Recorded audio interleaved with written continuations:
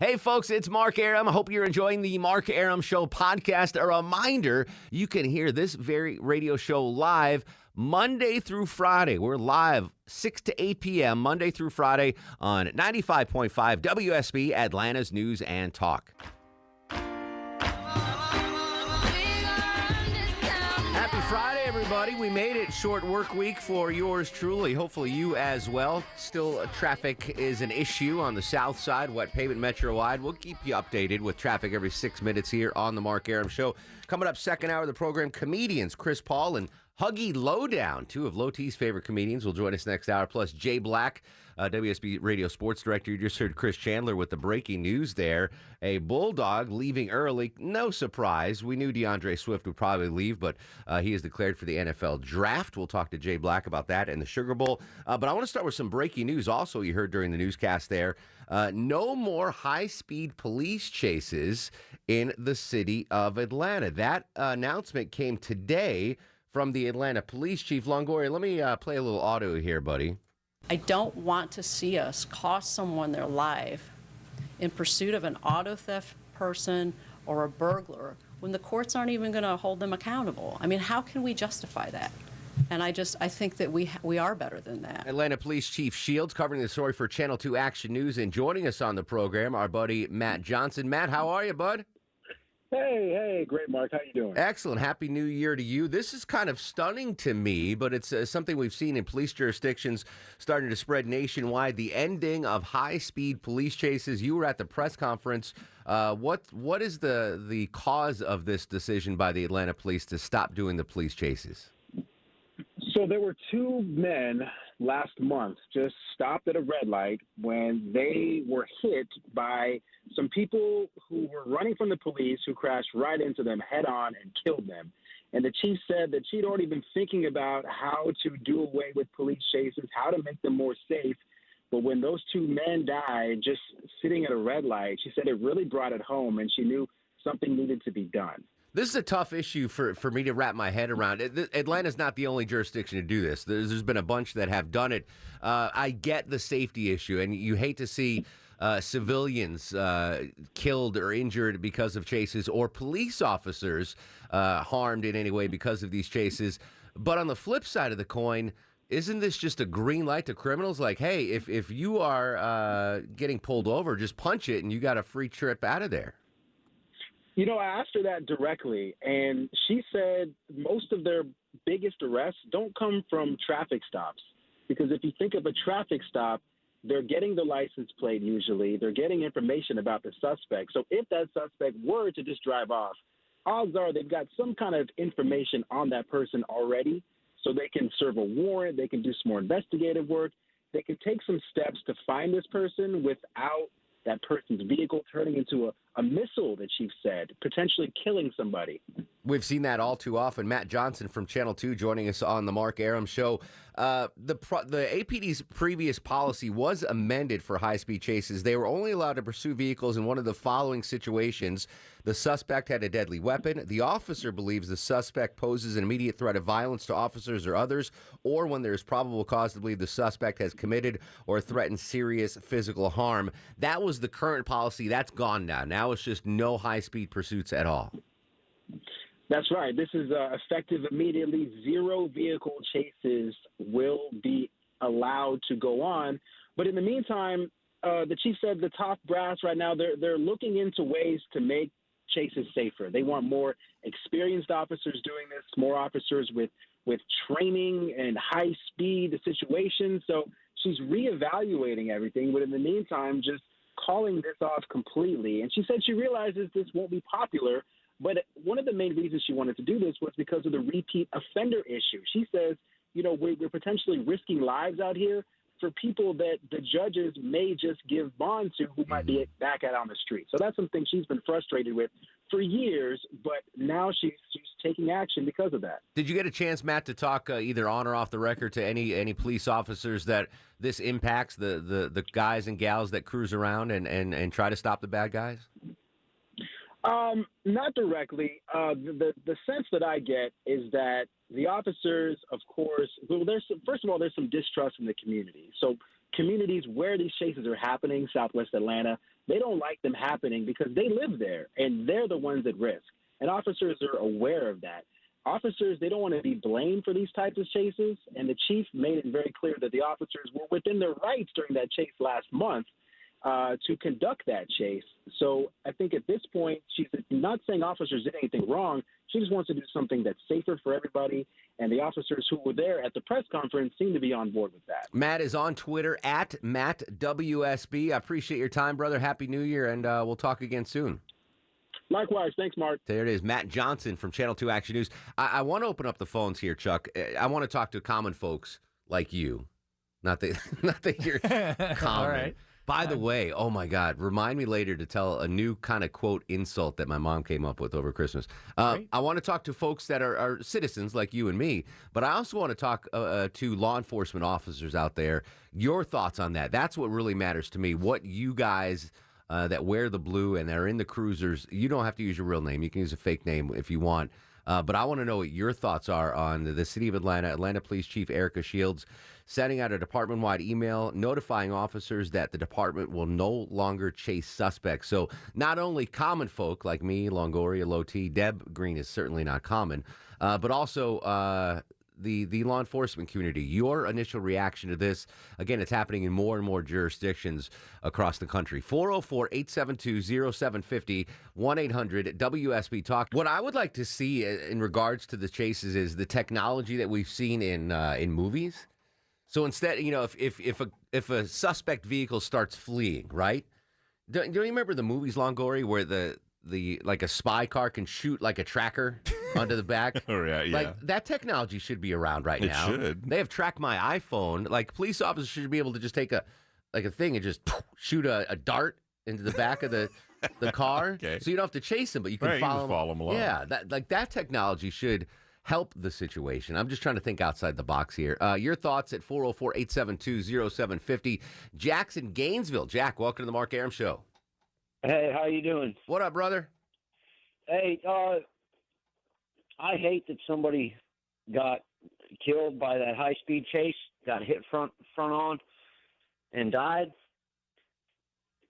You can't blame 100% on the officer or the perpetrator, because if you're paying attention to where you are and your surroundings, you have the opportunity to get out of the way. Not always the case. I mean, if you're stopped at a stoplight and someone's coming by like doing 90 miles an hour. That's ridiculous. Yeah, that's ridiculous. You know, there is someone to blame. The perpetrator. Yes. You don't blame the police officer. You blame the perpetrator. They're 100% to blame. That's ridiculous. You drive in at crazy time in the I've morning, seen and that's plenty when of that's when the chases. crazies are, Yeah. right? And there's more than one occasion when I did morning radio that I would get off on the access road because I would see people coming. I'm like, oh, something's going on there, just to avoid it. Exactly. I've seen a number of chases go down, and yeah, you have to be aware as a motorist. But if you're stopped, what are you going to do? If you're stopped at a You can't take stoplight, off. exactly. You can't levitate out of the way.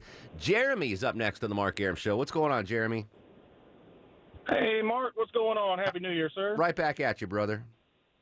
Hey, listen, as far as this goes, I think the chief's doing the right thing. I really, really do. I think what she's doing, it's the old saying, don't bring me a problem, bring me a solution. Well, she doesn't have a solution, so until she gets one, she's going to put a moratorium on it. And this, Atlanta's not alone. I mean, there are a lot of jurisdictions that have forebode the high-speed police chase, so she's not at an island doing this.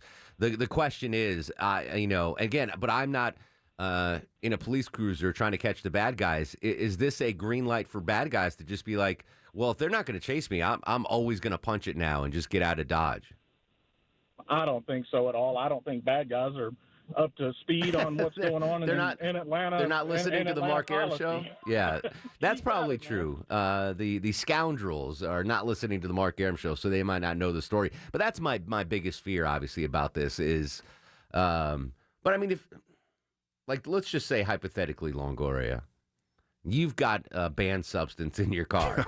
Okay. And you're pulling out of the station here on the Peachtree, and you're about to get pulled over, and you have a banned substance.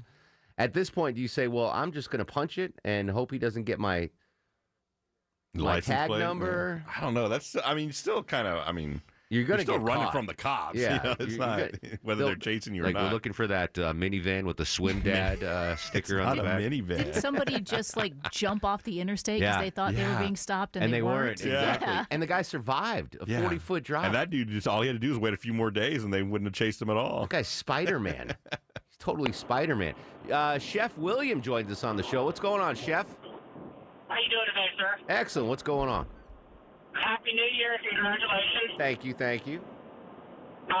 think it's a very bad idea because if you look at it, most of the people that are being chased are in stolen cars. So getting their tag number, getting all that doesn't make sense. I lived in D.C., I lived in New York, and I've lived in L.A. where they have no chase laws, and it has gone up quite a bit of people running for police, and then they can never find them because at that point, who are you going to try to find because it's a stolen car?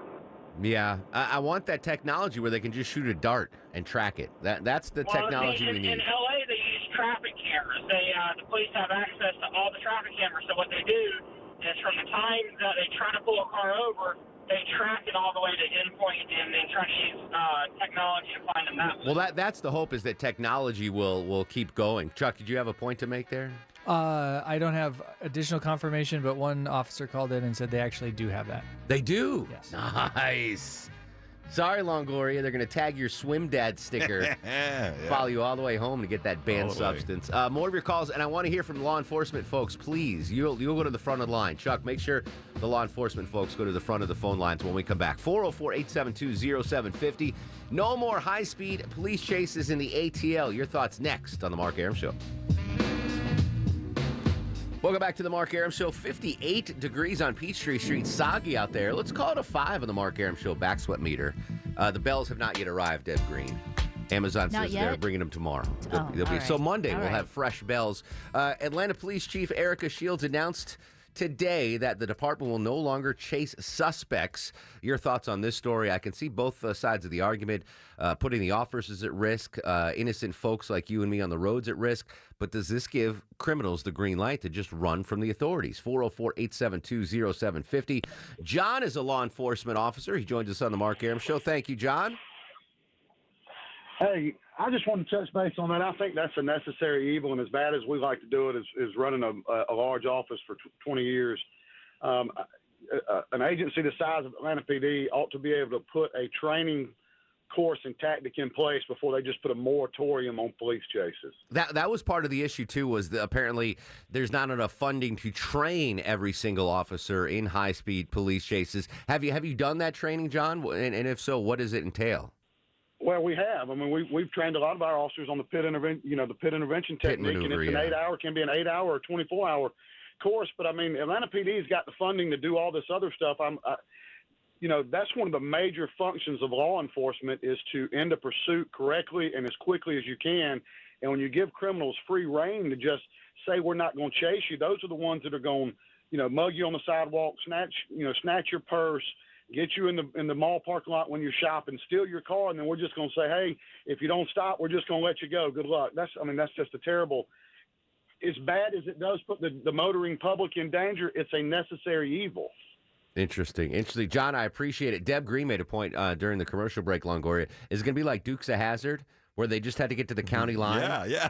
And the Atlanta police got to stop right at the Chattahoochee River Bridge. You'd be like, we let them go. But even in Hazzard, they did. Yeah, they still jump bridges and stuff. Yeah. Jay's up next on the Mark Arum Show. Jay, a fellow law enforcement officer, thanks for joining us. Hey, how you doing, sir? Excellent. What are your thoughts on this situation? Yes, sir. I'm actually a APD officer. I'm not going to let you know what zone I'm in. Understood. But a lot of us do not agree with the decision. It actually, when criminals may be dumb, but they do pay attention. And a lot of us, when we're involved in chases, I believe the chief should allow us to make the determination ourselves if we should chase or not. One thing about criminals, they will run from you. I've worked the interstate in 75, and I've had plenty of people run from me, and I made the final determination if the chase was safe enough to continue, or if worth I should it.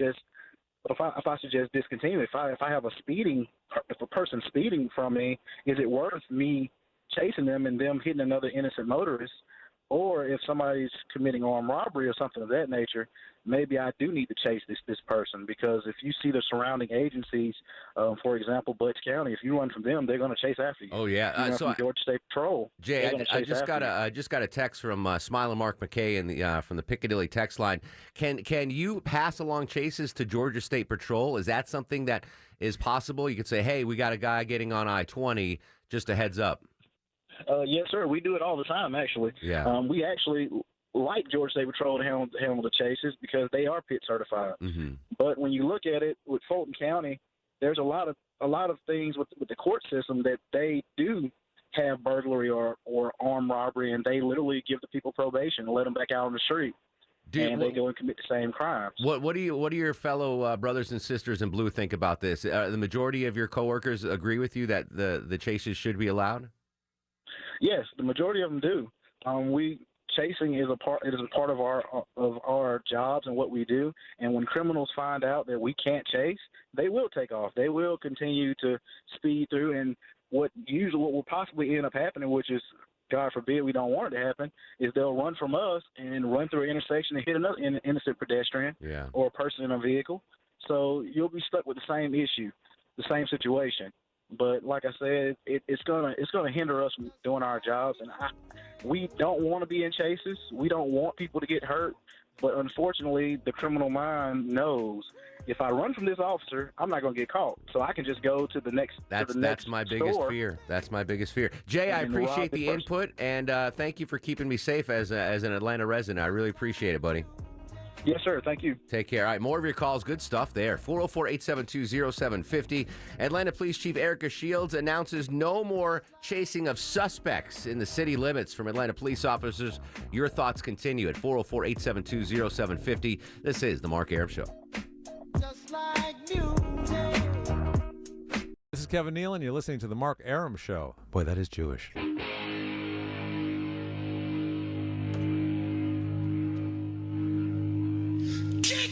Got breaking news coming out of every orifice this evening. Chris Chandler there. A lot of stuff going on in Iraq with Iran.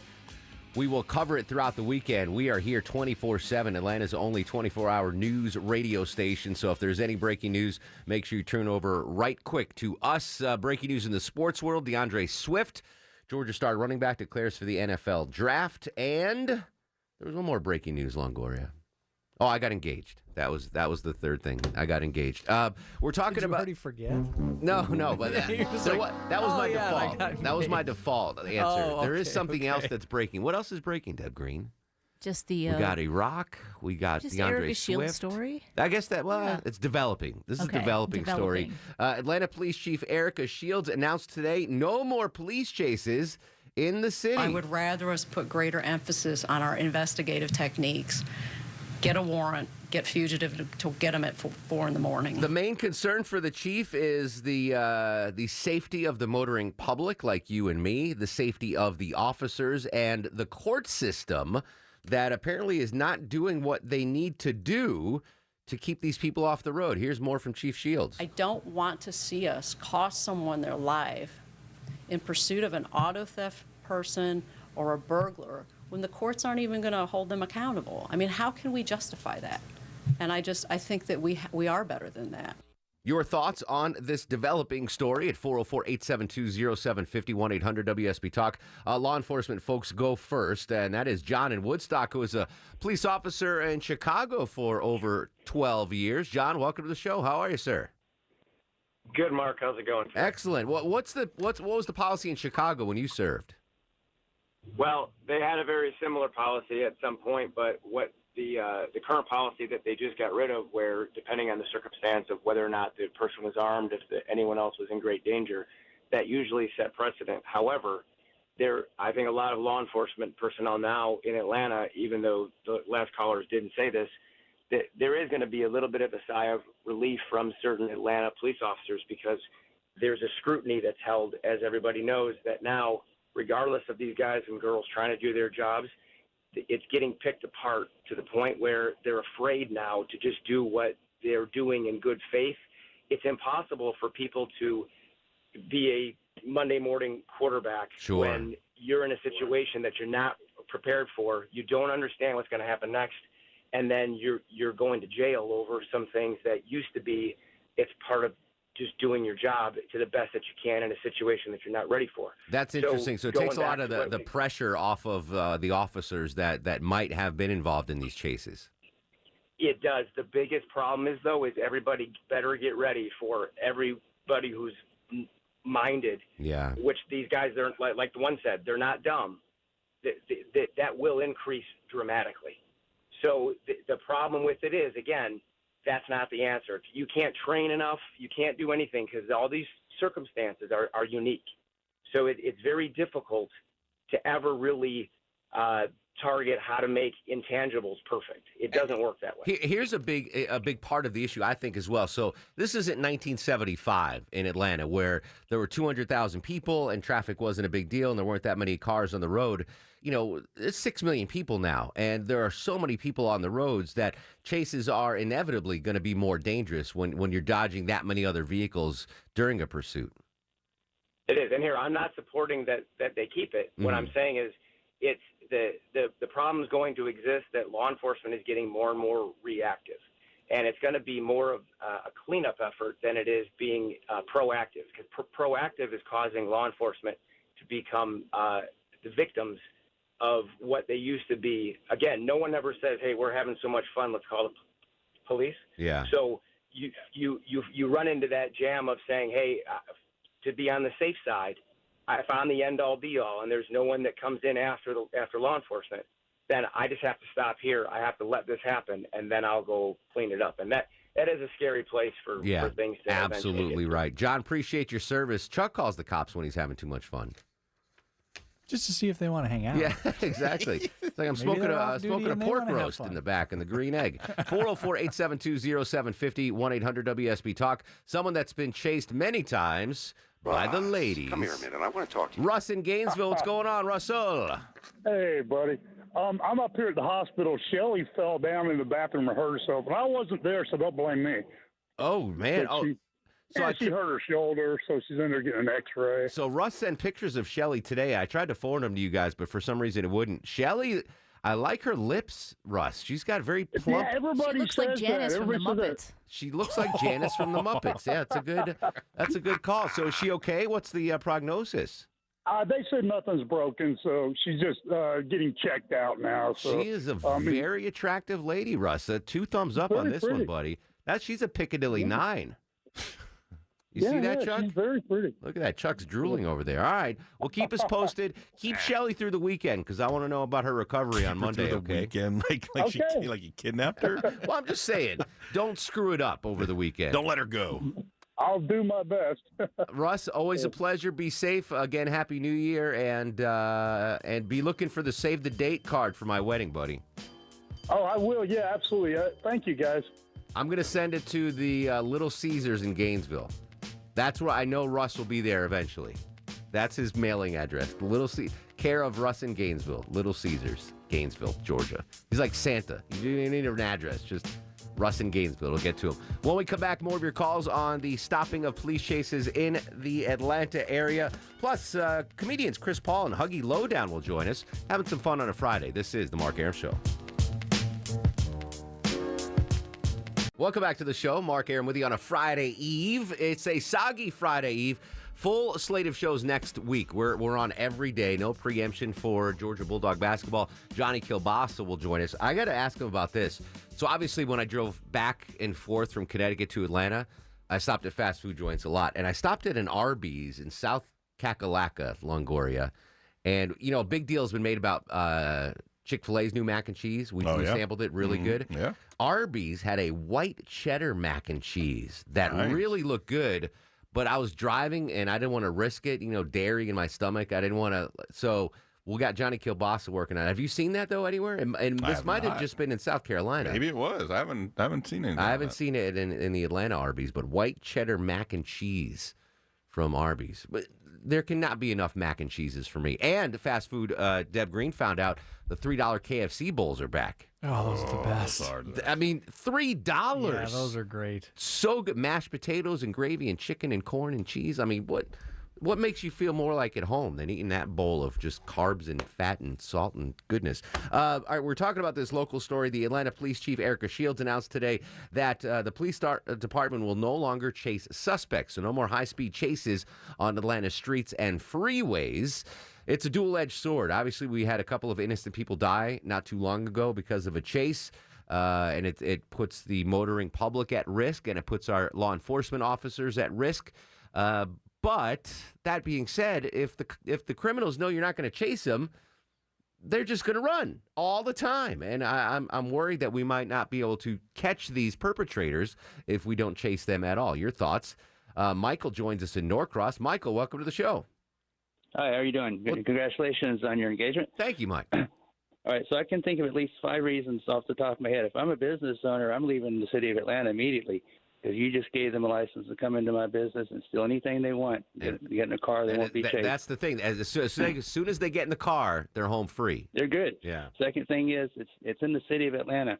The Falcons, the Hawks, the bulk of the city of Atlanta tourism and convention business, you just took that away. Third reason is, so how the police are supposed to catch them? They wait for the guy to run out of gas?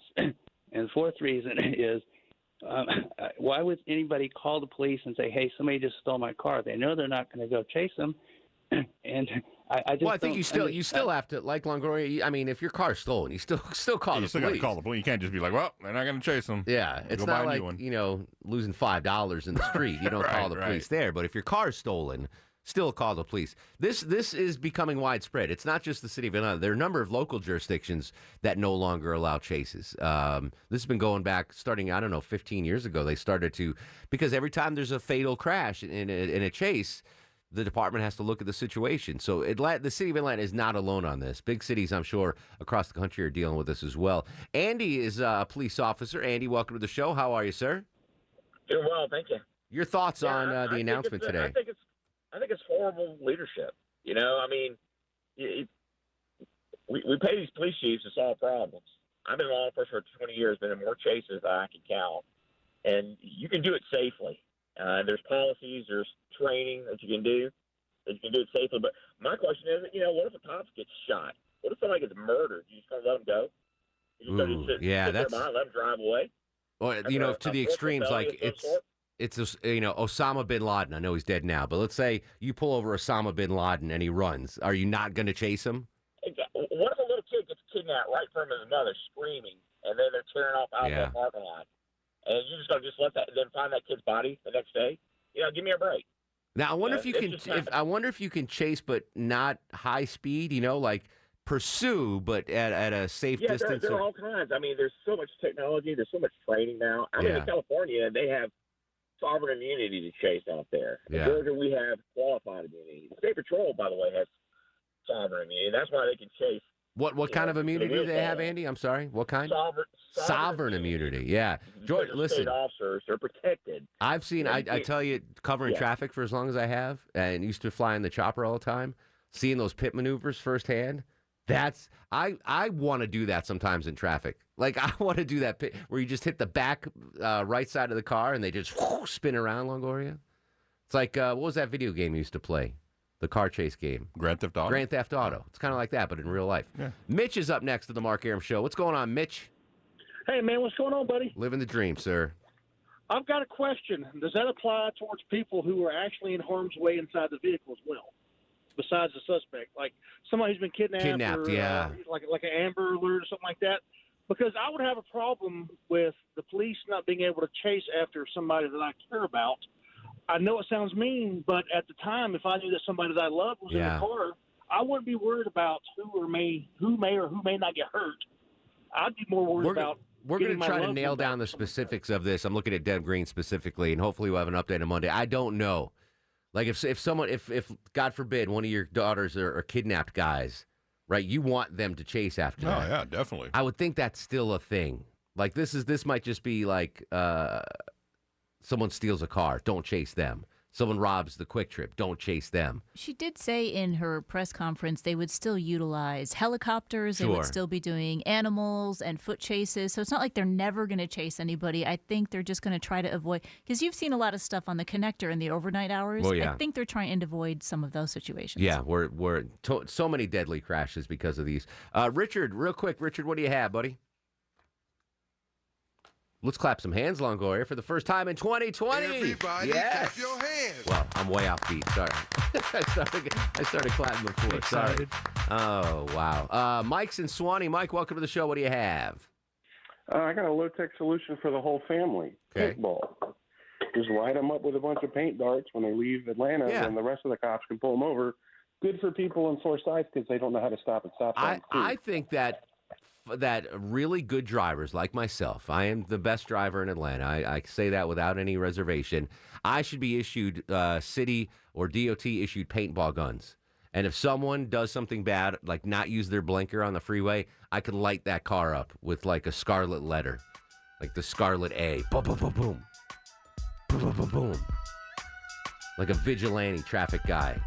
I mean, no, not doing any harm, but let people know this guy doesn't know how to drive. Or this gal. Again. Boom, boom, boom, boom. Boom, boom, boom. That's my paintball gun sound. When we come back, we got comedians Chris Paul and Huggy Lowdown in studio. Jay Black will break down the Sugar Bowl, and we'll have some more fun on Twitter and Instagram at Mark Arum. It's the Mark Arum Show on 95.5 WSB, Atlanta's News and Talk. Oh, I want this town to be near you. I stand alone. I stand alone.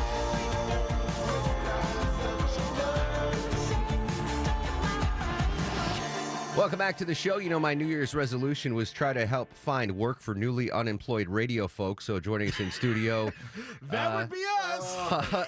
Huggy Lowdown and Chris Paul. Wow. Already collecting those government checks. Gentlemen. We'll tell jokes for food. That's what it says on our signs. It's kind of inside baseball here, radio-wise, but these two gentlemen, comedians on the legendary Tom Joyner Morning Show, TJ hung up the headphones just a couple weeks ago, right? And that's it. Yep, he signed off, changed his cell phone number. We can't even reach him and ask for a handout. That's, I mean, folks that don't know, Tom Joyner, a legend in the radio business, the fly jock, actually used to fly between two cities to do two different shows. I complain about working the split shift. I do morning TVs and then evening radios, but I just have to drive 4 miles. Right. You know, I'm not flying city to city. Legendary career, and he's done, guys. What do we know? What inside scoop can you give us on Tom Joyner's retirement? Anything? No, it was just he just felt like it was time. You know, he moved out of his his retirement 2 years ago. Right. He moved out of his Dallas mansion, Yeah. and he's now strictly in his Miami mansion, and he's living the life. And the thing Huggy and I are upset about, he retired like We don't get perks anymore. December 13th was his last day. Yeah. And every year, I was with Tom for 10 years. Huggy was with him for 12 years. Every year, you get a Christmas card with cash in it. Yes. He loads it with cash every day. We both run into our mailbox looking for that card, looking for that card. And he bounced 12 days short. Nothing. 12 days short. Right. Wow. Right. But still, that's a great experience. Let me tell you, really, I mean, they're doing fine. They don't need jobs, folks. Huggy Lowdown and Chris Paul are at the Punchline in Buckhead tonight, tomorrow, and Sunday. Tickets available online at punchline.com. Definitely go in and see them because I can't remember. Have you guys ever played the Punchline? Yeah, we did about 2 years ago, maybe. 2 years ago. 2 years ago we were there. It's rare you're on the Punchline stage, though, so this is a once-in-a-lifetime chance. This is it. This is our farewell to the Tom Joyner Morning Show tour. So all of our listeners who know us and all the people who didn't meet us on the radio with Tom Joyner, come out and we'll make some new friends with you guys. And we talk about all types of things. Nothing's off limits. You know, we can't really get into the true gist of what we do on stage because this is a clean show right here. You know, we do adult humor. We're PG-13. We do adult humor here. Tickets available online at punchline.com. I give Tom credit, though, because if I had his syndicated money, I would have retired 20 years ago, 15 years ago at the minimum, right? I mean, keep on getting it. He just loved it. Tom just loved people, and he loved waking up early in the morning. Yeah. And he loved entertaining folks. That's just who he is. Well, he used to do mornings here on Kiss 104.1, our sister station, for years, and he would come in a couple times a year, and he was always jovial, would come in and was great. But I remember the one time I met him outside the station. I was at the lobby of the Four Seasons in downtown Atlanta, and there's Tom Joyner, and this pudgy Jewish guy's like, Tommy! And he looks at me, he's like, how does this guy know who I am? Like, he was floored that I recognize him. And I was like, I work at WSB. He's like, oh, okay. But it set him back for a second, because that's a guy that can't walk anywhere without being recognized. Right. And he calls himself, fittingly, the hardest working man in radio, and he is. Huggy Lowdown, he does a cruise every year that raises a whole lot of money for historically black colleges and universities, what he's passionate about, his charity. And Huggy made the mistake of telling Tom he was tired. Tom asked Huggy to come with him and do something. Huggy was like, I'm tired right now. On the cruise? You told Tom Joyner you're tired? That's the last You time I never said do that. bro. So you guys are stand-ups. How did you get plucked off stage and onto the radio? Because that's an interesting dynamic shift-wise, career-wise, to go from comedian on stage to a syndicated morning show. Well, the transition to radio came much earlier than that, out of Washington, D.C., where we're both from. I was doing radio for 15 years with Donnie Simpson, legendary host of BET Video Soul. But before that, he was a radio legend in Detroit. Then he became a radio legend in D.C., and he got me to be his sidekick. Okay. And I'm into the gig there. And then I brought along Huggy, who I already knew from doing stand-up, and Huggy started doing a regular segment on Donnie's show that became the biggest ratings bonanza in D.C. That's how Tom Joyner and them found out about us. And they tried to take me and Huggy, they tried to raid the till and take me and Huggy and put them on the syndicated show. But I was under a long contract and couldn't go, so they just took Huggy. And then 2 years later, when my contract ended, they came back. You see the movie Harriet? The new Harriet Tubman movie? They came back for Huggy escaped, and then 2 years later, just like Harriet promised, he came back and got me. That's pretty amazing. So you have a radio background. Yes. And DC's a tough market. That's a big market. Oh, yeah, it really is. And thankfully, we've been on in DC the whole time, so it's like we never left. And we get to work from home. Yeah. Even though we're with Tom Joyner, like I said, me for 10 and Huggy for 12, we work from our homes. We get up, we put on some shorts and a T-shirt. That's great. Turn on a microphone. Oh, that's right. Huggy likes to be all Lowdown natural. All natural with my Converse. Where Chuck Taylor's what I Huggy Lowdown and Chris Paul in studio there at the Punchline tonight, tomorrow, and Sunday. Tickets online at punchline.com. So what's next radio-wise? Are you guys out there looking? Are you done with radio? What's the career move now? No, we're still going to be working for, Tom Joyner's radio company, Reach Media, which he formed with Dave Cantor, they got bought up by Radio One, which is now Urban One, and so they want to keep us in the Urban One family. So in a couple weeks or so, we'll be joining another one of their syndicated shows, the Russ Parr Morning Show. So we'll be doing our segments on there. But right now, we're just kind of floating around the country, bouncing around different cities. We got Atlanta this week. Then we go on to Raleigh, North Carolina. And from there, we got a big show in D.C. at Constitution Hall, one of the big venues in D.C. So we're really trying to amp up our stand-up in 2020. Beautiful. There's a lot of competition. Again, I'm sorry for the listeners. This is really inside radio, but I love to have the ears of two guys that were on the Tom Joyner Show and so successful for 12 years and 10 years. I can't believe you got 2 years on him. That's messed up, Huggy. So the urban radio market, he gets 2 extra years on that pension over there, Chris. Right. The urban radio market, especially in mornings, there's a lot of competition. Right. Like you mentioned a couple of the big shows. As radio guys that started locally, do you think that hurts the development of new talent locally?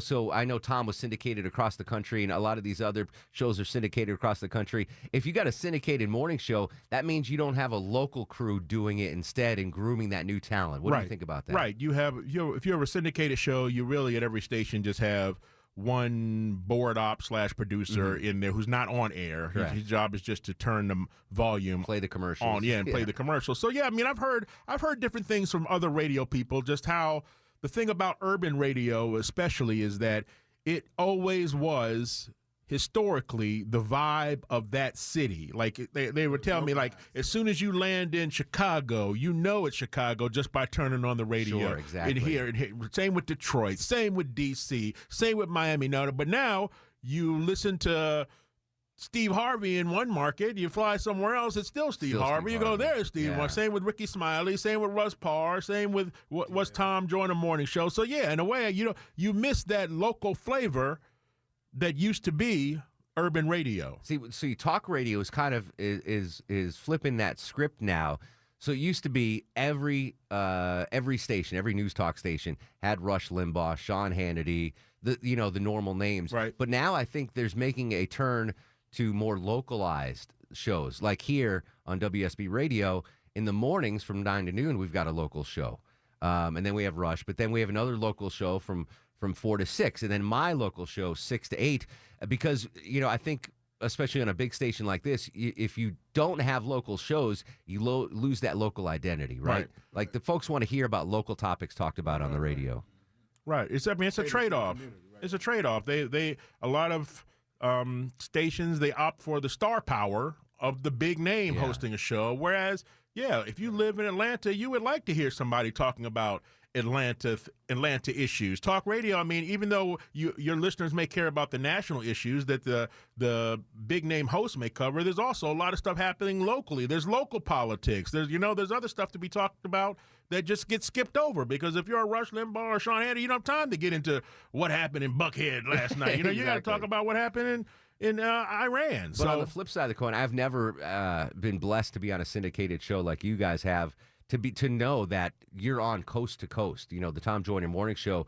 What kind of a rush is that as talent? You seem to be doing really well. You have your own show. You married to Tom Joyner at 4 seasons.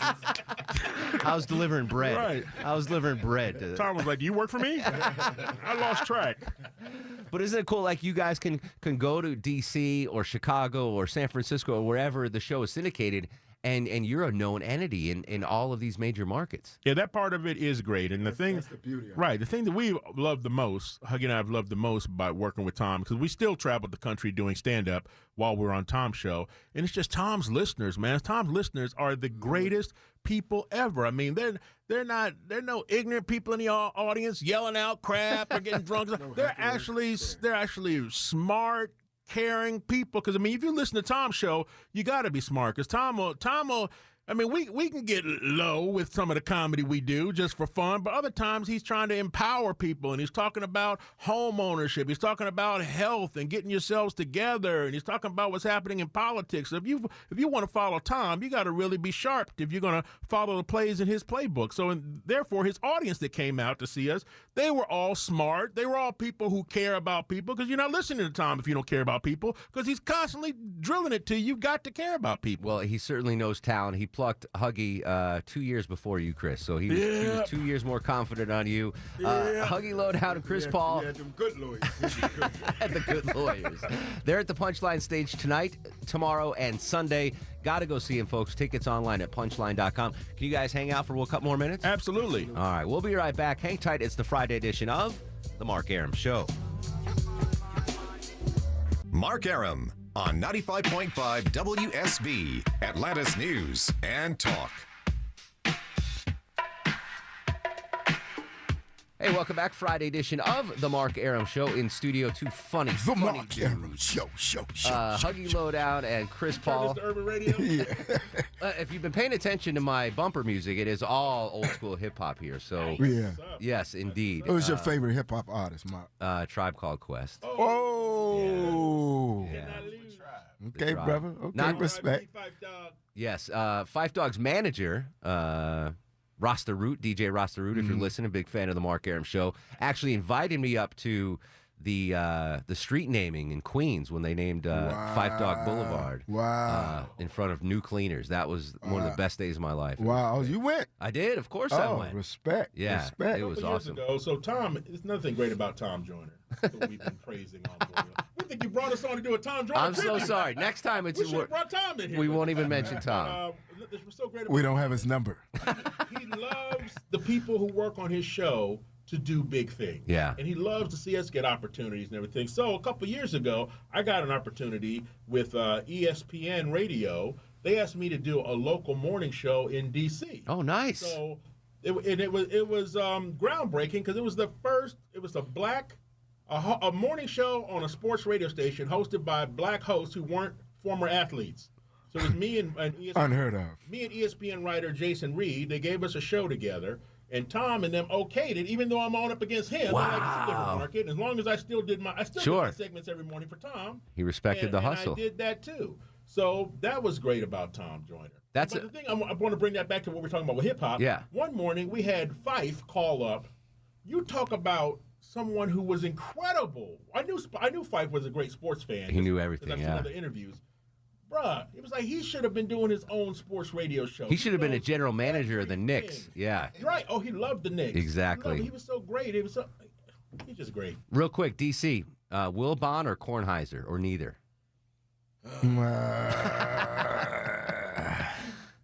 Not you, Pardon the interruption. Yeah, but how does the city feel about them? Because I know them nationally on PTI. You don't know? I mean, I don't hear much about them. I know their show. Not their show anymore. was groundbreaking. Yeah. Pardon the interruption. I mean, that was a monster. Now every show on ESPN has got the little subject bar on the side, Yeah, exactly. and the clock on the bottom. So yeah, they did start. I was just curious how local folks felt about them. Real quick, we want to follow you on social media, websites. What do we got? You can follow me on Twitter and Instagram at Chris Paul Comedy, and same with YouTube. You can go to Chris Paul Comedy and see some of the bits and the clips that I've done on the Tom Joyner Morning Show. Huggy Lowdown DC, Instagram and Twitter. GGIE? GGY? Y. All right, there you go. GGY. GGIE is a diaper. It's the diaper. But I'm the Gentlemen, a pleasure to meet you. Come back soon, will you? And you come see us at the Punchline. All of the ATL, come see us at the Punchline. We got 2 shows tonight and 2 on Saturday and 1 on Sunday. We're going to have some fun, and we're going to get some laughs in here in 2020. My man. All right, we'll be right back. News, weather, and traffic next. This is The Mark Arum Show. Hey, Atlanta, it's Andy Cohen. You're listening to The Mark Arum Show. He packed in the animals 2 by 2, ox, a camel, and a kangaroo. Packed him in that ox so tight, I couldn't get no sleep that night. Rolling Stones, Shep and Ham, tell me about that master plan. Oh, my Lord. Welcome back. Friday edition of The Mark Arum Show, our second show about to be in the books of 2020, and I'm very excited, Low T, about 2020. I think big things are going to happen with the program. I It's hope all so. on your shoulders. Awesome. It's all on your broad shoulders. You might as well pack it up right now. Jay Black's going to join us in a little bit, talking about the Sugar Bowl. But the breaking sports news we brought to you earlier here on WSB Radio, your home of the Dogs, was DeAndre Swift announcing for he's leaving school early to announce and declare to the draft, which we all kind of expected it. It's kind of interesting that that's something that happens. Like I never have a press conference say I am declaring. You know, wouldn't it have been great if we could just quit our junior year of college and be Yeah. like, yeah, I'm just going to start a job now. I am declaring myself eligible for the employment of regular things. There's another sports story I wanted to talk about. We're not a sports show, but Don Larson died at the age of 90, Deb Green. Do you know who Don Larson is? I believe this is a baseball pitcher. Yeah, so he was a baseball pitcher for the Yankees, like a mediocre pitcher. Okay. A mediocre He pitcher. really was. Yeah. And in the World Series, he pitched a perfect game. And that's never happened before, right? Never happened Okay. before. It was like of all the people that you'd expect to pitch a perfect game, He's he was not the it. last guy. Okay. Like imagine It's like me doing work. yeah, but like It's the having last thing you'd imagine. So it's like it's really special. So once I started working in college and making money, I wanted to buy myself something, and one of the first things I ever bought was this signed picture of Don Larson throwing the last strike in the 1956 World Series of the perfect game, autographed Don Larson, number to like 19, and I hung it up in my little crappy apartment in New York, and it's still hanging up in my bedroom at home, and it just reminds me that like no matter your ability or talent or whatever, everyone can reach perfection at some point in life, right? Okay. So I started thinking about this, and I think I've had one perfect day in my life. Okay. Just one. And I'm not talking about, well, the birth of my child was a perfect day. Yeah. Just no, one that's day. a crap show. Yeah. I'll tell you, that's never going to be it. But so I was thinking about this. I was going into I guess it was my senior year of high school. I don't know. I went down to Florida with my buddy to stay at my grandmother's house for spring break. Like, what an amazing time that was, right? We drove down. We just wanted to go. It's Florida. And we're staying at, like, Del Boca Vista Phase 3, which is where my grandparents Love lived. it. And this day was my perfect day. So my buddy and I are playing tennis at this old folks' home. And there's two old guys playing next to us, and they start getting into a fight, like fisticuffs, over this tennis match. Senior citizens? Yeah. That's fantastic. And I went over and broke it up, and I was like, pushed him aside, and I was like, Gentlemen. yeah, no, I was like, if you guys don't stop, I'm going to kick the crap out, Yeah. Like, I broke up this fight, and then we finished playing tennis, and you know me, I'm the least mechanical guy in the world. Okay. I get that from my dad. My dad has no toolbox, that's me. And we're walking back. We're still in Del Boca Vista Phase 2, and this guy's car wouldn't start. And I was like, let me, I'm high off breaking up this fight. And I'm like, pop that hood. Let me see what's going on. And I'm like, it's the belt. The belt's loose. I adjusted the belt, and it started up again. And I was like, it was like an out-of-body experience. I'm like, who is this? And I don't remember if anything else happened the rest Who of the you day. could be, but chose not to. Exactly. It was like like angels filled my body. I did two things that I would never normally do: break up a fight and fix a car. But to me, like, that was. I mean, should have bought a lottery ticket that day. You're right, the Florida I lottery. mean, to be fair, you broke up a fight between two geriatrics. I don't think it was a real they weren't dangerous. like in walkers. I mean, they were No, I out know. physically fit and active. Like Yeah, they were playing tennis. Yeah, exactly. They I've could seen have some old guys play tennis. They could have tag teamed me and beat me up. That's true. They could have. They weren't that decrepit. But so, in honor of Don Larson, rest in peace. He was an imperfect man, a mediocre pitcher, but was perfect for one day. I just wanted to mention my one perfect day back in 1991 at Del Boca Vista Phase 3, where I did things that I've never done and will never do again. Out-of-body experience. Exactly right. Speaking of an out-of-body experience, I don't know what that means. Here's WSB Radio Sports Director Jay Black. All right, joining us on the show straight back from New Orleans, covering the Georgia Bulldogs' big win in the Sugar Bowl over Baylor. It's WSB Radio Sports Director and longtime friend of the show, Jay Black. How are you, Jay Bird? Doing great. Dogs finished the season with a big win against Baylor, so now we move on to 2020. Happy New Year, first off. Indeed. What was New Year's in New Orleans like? It's a different place. Yeah, it is. It is. There's a lot of people. There's so many people down there for New Year's Eve. But got to see like 8 different fireworks shows sitting in my hotel room, including the one they had on Dick Clark's New Year's Rockin' Eve. And the rest of the Mississippi River looked like an air raid. So where it was did you very stay? impressive. Did you stay in the French Quarter? Or? Yes. Yeah. Right on Canal Street. With the team. So yeah, it was right in the middle of everything. All right. And you were there for how long? I got there Monday and came back yesterday. Okay. So you'd been in New Orleans before, though, Yes, right? a So third this time in wasn't the your last first time. Yes. Any tales of debauchery? Not from you, but from other participants at the bowl? Yes, but we'll save that for off the air. I got yelled at a restaurant for bringing a cup in, just a cup. So Yeah. I wasn't the only person that got yelled at that restaurant, so that was fun. I got very confused with some of the places went to eat. Had to have a place called Couchon that Eric Erickson recommended. Okay. I had to have 2 waitresses explain the menu to me. Oh, wow. Was 'cause it I French did- Creole kind of Yes, stuff? I did not understand. But once I got past catfish, Yeah. I got kind of confused. All right. So we stuck with the catfish. So what was New Orleans cuisine is infamously amazing. Any highlights from the food down there? Well, the catfish was good. Yeah. In a place called the Ruby Slipper. If you can, if you can get in there. Okay. Sometimes it's backed around the corner. If you can get in there, had pretty good eggs Benedict. With one was chicken, one was I forget what they call the kind of the pork meat that they have down Andouille there. sausage? Did not have any of that. Okay. But boudin ball at dinner one night. So Do you get not to get personal, but do you get a per diem on these trips? Yes. So to Okay. speak. Yes. So sometimes I pay for it. Sometimes the corporate boss. Understood. Jay Black, WSB Sports Director, brought us back a victory. The Bulldogs over Baylor. A surprising victory, but we'll talk about that later on. I wanted more about New Orleans. Did you have any oysters? Oysters are a big thing down there. I did not have any oysters. I'm not a big fan of oysters. I understood. I mean, I want a little more meat for the effort. Understood. But nothing against it, but I was going for other places. How well behaved were our buddy Scott Howard and Eric Zier down there? Scott was extremely well behaved. Yeah. Eric was sort of well behaved. Yeah. So, and Neil Williamson wasn't well behaved at all. Oh, good. Yeah. How was the weather? I was in New England. It was so cool. Yeah. It was cooler than it was last year. So it was not.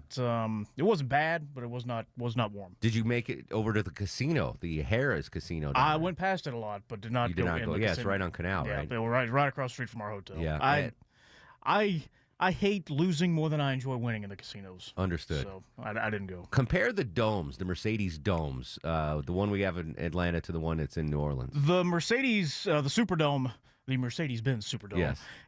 It feels like it is the biggest building on the entire planet. Wow. It's just a gigantic cave. Yeah. While the Mercedes-Benz Stadium here is also a really big building, but it does not feel quite as large. Cavernous. Yes, cavernous is the correct word. But it's got a big game feel to it, even though it was only about half full for the Sugar Bowl on Really? Wednesday. Yeah, it was.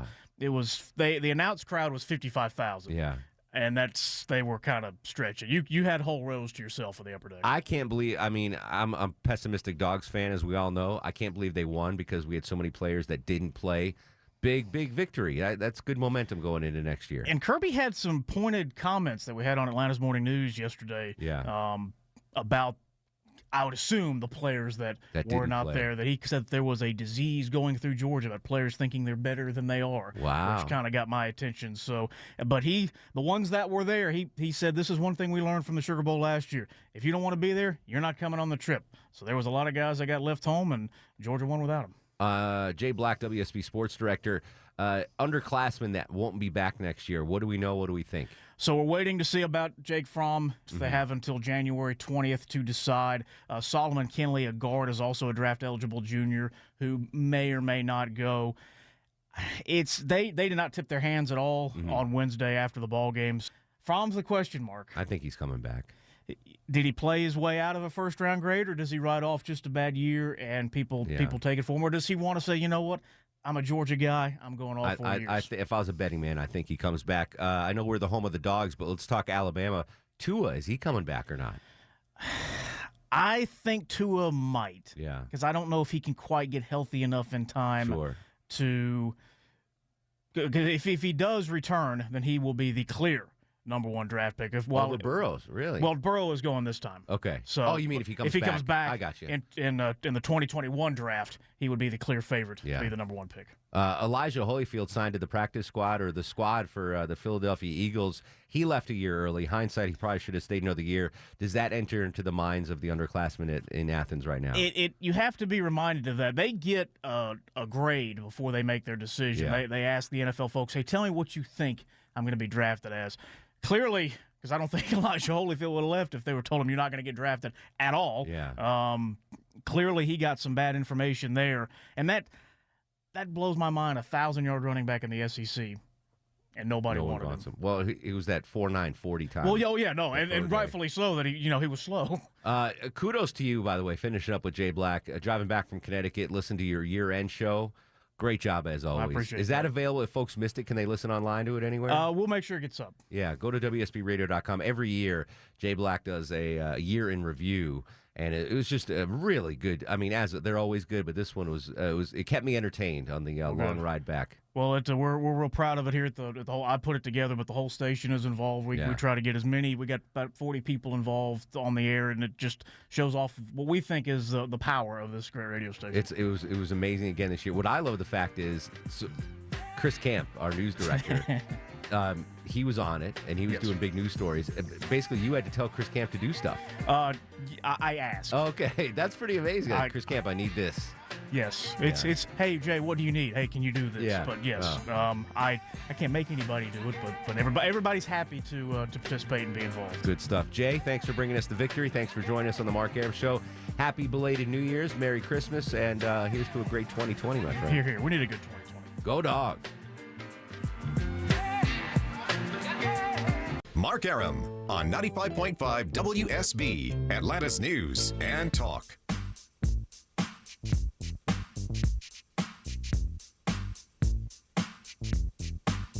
Welcome back. Final segment of the Friday edition of the Mark Arum Show. Thanks to all our guests today. Jay Black, of course, Matt Johnson from Channel 2. We'll continue, let me rephrase that. Deb Green will continue to follow the story of Atlanta police officers no longer allowing to do high-speed police chases. What I want to talk about real quick here, and I thought about this, again, I had 16 hours to drive back and forth from Atlanta to Connecticut, so I had a lot of thinking. Let me ask you, Chuck, are earrings on guys still a thing? Yeah. They are. Because I can't remember the last time I saw a guy wearing an earring, or I just don't. Does he really? Yes. Maybe. All right. So I'm just out of the loop. Yeah. Because they're probably not like the 80s ones that you're thinking. They're probably more plugs or just studs, I guess.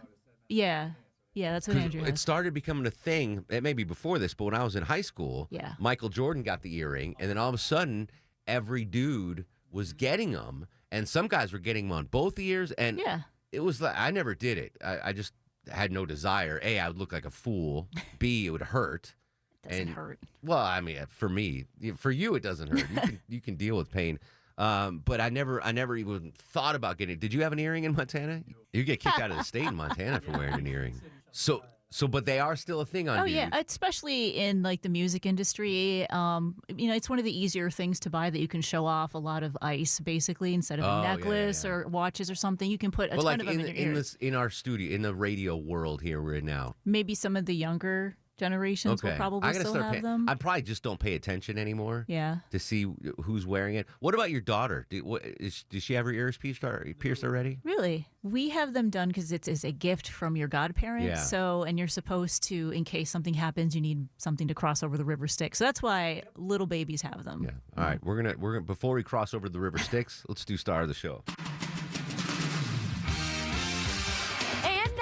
Are you guys ready for the Mark Arum star of the show?